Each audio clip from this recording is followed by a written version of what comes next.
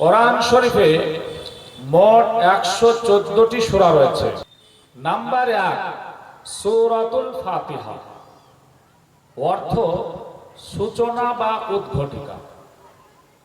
Number 2 সূরাতুল বাকারা, অর্থ গাভী বা বকনা বাছুর। বকনা বাছুর বলতে 1 বছরের কম বয়সী স্ত্রী বাছুরকে বোঝায় যে এখনো কোনো সন্তান জন্ম দেয়নি। নাম্বার 3 সূরাতু আলে ইমরান, অর্থ ইমরানের পরিবার। নাম্বার 4 সূরাতুন নিসা, অর্থ মহিলা।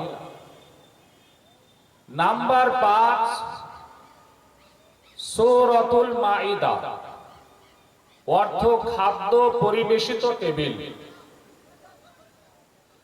খাদ্য পরিবেশিত টেবিল বলতে বোঝায় একটি সুসজ্জিত ডাইনিং টেবিল, যেখানে থালা, গিলাস বা চামচ ইত্যাদি খাবার পরিবেশন করার জন্য রাখা হয়।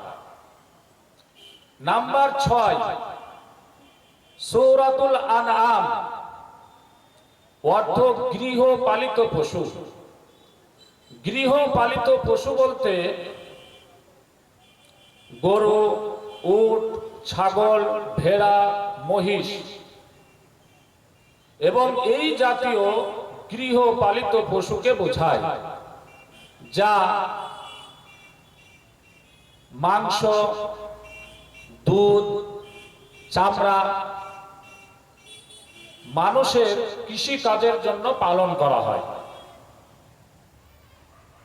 নাম্বার 7 সূরাতুল আরাফ, অর্থ উঁচু স্থানসমূহ। উঁচু স্থানসমূহ বলতে বোঝায় জান্নাত ও জাহান্নামের মধ্যবর্তী স্থান। নাম্বার 8 সূরাতুল আনফাল, অর্থ যুদ্ধ লব্ধ সামগ্রী।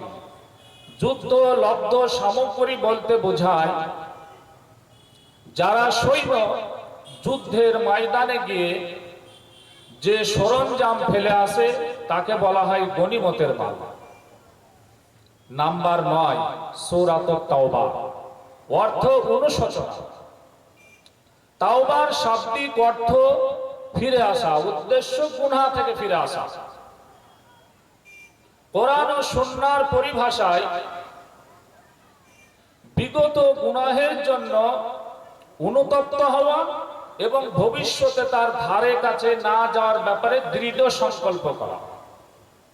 নাম্বার 10 সূরাতুল ইউনূস, অর্থ নবী ইউনূস আলাইহিস সালাতু সালাম। নাম্বার 11 সূরাতুল হুদ, অর্থ নবী হুদ আলাইহিস সালাতু সালাম। নাম্বার 12 সূরাতুল ইউসুফ, অর্থ নবী ইউসুফ আলাইহিস সালাতু সালাম। নাম্বার 13 সূরাতুর রদ, অর্থ বজ্রধ্বনি। নাম্বার 14 সূরাতুল ইব্রাহিম, অর্থ নবী ইব্রাহিম আলাইহিস সালাতু সালাম। নাম্বার 15 সূরাতুল হিজর, অর্থ পাথুরে পাহাড়। পাথুরে পাহাড় বলতে বোঝায় যে পাহাড় পাথর দ্বারা গঠিত। নাম্বার 16 সূরাতুন নাহাল, অর্থ মৌমাছি। নাম্বার 17 সূরাতুল ইসরাঈল, অর্থ ইসরাইলের সন্তানগণ। নাম্বার 18 সূরাতুল কাহাফ, অর্থ গুহা। নাম্বার 19 সূরাতু মারিয়াম, অর্থ মারিয়াম ঈসা আলাইহিস সালাতু সালামের মাতা। নাম্বার 20 সূরাতুত তাহা, এটা হুরুফে মুকাত্তার, এর অর্থ আল্লাহ তাআলা তিনিই বেশি ভালো জানেন। নাম্বার 21 সূরাতুল আম্বিয়া, অর্থ নবীগণ। নাম্বার 22 সূরাতুল হজ, অর্থ হজ। নাম্বার 23 সূরাতুল মুমিন, অর্থ মুমিনগণ।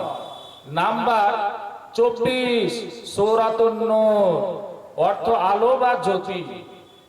নাম্বার 25 সূরাতুল ফুরকান, অর্থ সত্য মিথ্যা পার্থক্য নির্ধারণকারী, যার নাম হল আল কোরআন। কোরআন হলো সত্য এবং মিথ্যার পার্থক্যকারী গ্রন্থ।